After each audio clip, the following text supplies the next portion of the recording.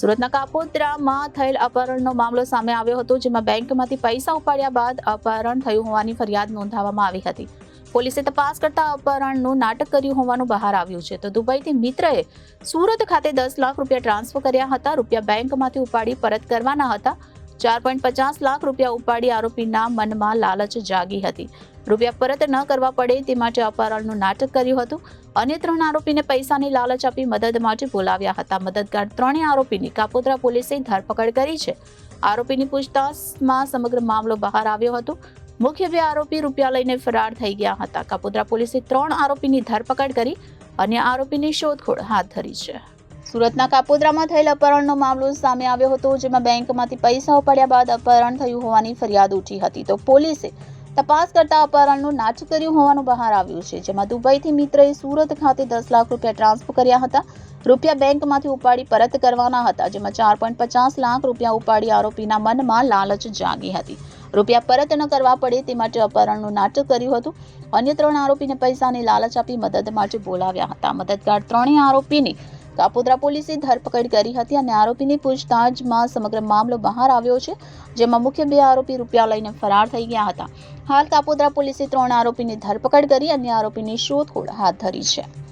તારીખ 17/8/2024ના રોજ બપોરના 1 વાગ્યાના સુમારે કાપોદ્રા પોલીસ સ્ટેશન ખાતે 2 અરજદારો નામે કૃષ્ણા પાટીલ તથા મિહિર રાઠોડ નાઓ આવેલ અને કાપોદ્રા પોલીસ સ્ટેશનના પોલીસ ઇન્સ્પેક્ટર શ્રી MB અવસુરુનાઓ સમક્ષ એવી હકીકત જાહેર કરેલ કે તેઓના મિત્ર ચિરાગભાઈ મોહનભાઈ પરમાર, જેઓ SBI બેંક કાપોદ્રા ખાતે પૈસા ઉપાડવા માટે આવેલ અને પૈસા ઉપાડીને બહાર આવીને ઊભા રહેલ તે સમયગાળા દરમિયાન બર્ગમન મોપેડ ઉપર આવેલ 3 વ્યક્તિઓ ચિરાગ પરમાર નાઓને જબરજસ્તી મોપેડ ઉપર બેસાડી અને તેઓનું અપહરણ કરી લઈ જઈ કામરેજ તરફ ભાગી ગયેલ છે તેવી હકીકત જાહેર કરેલ. જે હકીકતને કાપોદ્રા પોલીસ સ્ટેશનના ઇન્સ્પેક્ટર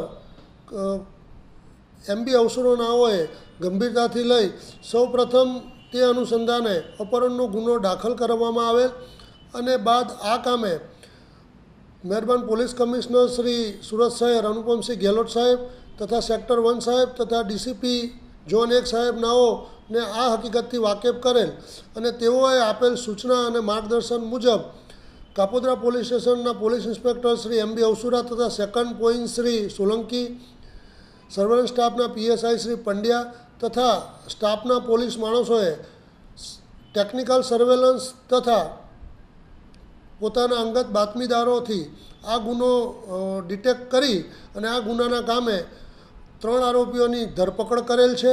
અને આ ગુનાના કામે હકીકત એવી છે કે આ ગુનાના કામે જેનું અપહરણ થયેલ છે, જે ચિરાગ મોહન પરમાર, જેઓ SBI બેંક ખાતે પૈસા ઉપાડવા માટે આવેલ, તો એ અનુસંધાને જે એમનું અપહરણ થયેલ, અપહરણના કામે CCTV ફૂટેજ અને તમામ વસ્તુઓ ચેક કરતાં બર્ગમેન ગાડીના નંબરના આધારે વાહન માલિકો તથા જે વાહન લઈને આવેલ તે વ્યક્તિઓની ઓળખ છતી થતાં કાપોદ્રા પોલીસ સ્ટેશન દ્વારા 3 આરોપીઓની ધરપકડ કરવામાં આવેલ. તે આરોપીઓ મૂળ સંગ્રામપુરા તથા ચોક બજારના રહેવાસી હોય અને પછી ટેકનિકલ સર્વેલન્સના આધારે ગુનો ડિટેક્ટ કરવામાં આવેલ અને ગુનાની હકીકત એવી છે કે આ ચિરાગ મોહન પરમાર નાઓને એક વ્યક્તિ જે અમદાવાદ ખાતે રહે છે, અંકિત અગુડિયા, તેઓનો ફોન આવેલ અને તેઓએ જણાવેલ કે મારા એક મિત્ર દુબઈ ખાતે રહે છે જેનું નામ કુણાલ પટેલ છે, તેના 10 લાખ રૂપિયા આવવાના છે અને હું તમારા એકાઉન્ટમાં નખાવું છું, તમારે મને ઉપાડીને આ પૈસા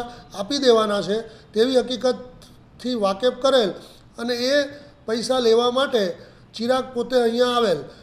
પરંતુ ચિરાગ મોહન પરમાર અને તેના બીજા એક મિત્ર કેતન કંટારિયા, તેઓને આ પૈસા અંકિત અગુડિયાને આપવા ના હોય, જેથી તેઓએ પોતે જ પોતાની રીતને એક પ્લાન બનાવેલ અને એ પ્લાનના ભાગરૂપે પોતાનું અપહરણ થયેલ છે તેવી હકીકત પોસ્ટે આવીને જાહેર કરેલ. આ કામે ત્યારબાદ જે અપહરણ કરવામાં આવેલ એ વ્યક્તિ અને બાકીના જે 3 આરોપીઓ છે તેઓ કરજણ કામરેજ અને કઠોર ગામ પાસે તેઓને આ બાબતે ચર્ચા વિચારણા થતાં આરોપીએ પોતે પણ એક વિડીયો બનાવી લીધેલ અને તેઓને જે મળવાપાત્ર આ કામના મળવાપાત્ર જે પૈસા હતા એ વેચવા માટે અને લેવા માટે એ એવન હોટલ ચોક બજાર ખાતે બેસેલ હોય ત્યાંથી પણ પોલીસને પૂરતા પુરાવા મળેલ છે અને સમગ્ર ગુનો જોતા આ કામે જેનું અપહરણ થયેલ છે તે વ્યક્તિ ચિરાગ મોહન પરમાર તથા કેતન કંટારિયા આ ગુનાના મુખ્ય સૂત્રધાર છે અને તેઓએ પોતે જ આ પૈસા આપવા ના પડે તે માટે જ પોતાનું અપહરણ થયાનું એક તરકટ રચી અને ગુનો આચરેલો હોય જે કામગીરી કાપોદ્રા પોલીસ સ્ટેશન દ્વારા સરાહનીય કામગીરી કરવામાં આવેલ છે અને ખૂબ જ ટૂંકા સમયની અંદર મુખ્ય આરોપીઓ સુધીને પહોંચી ગયેલ છે.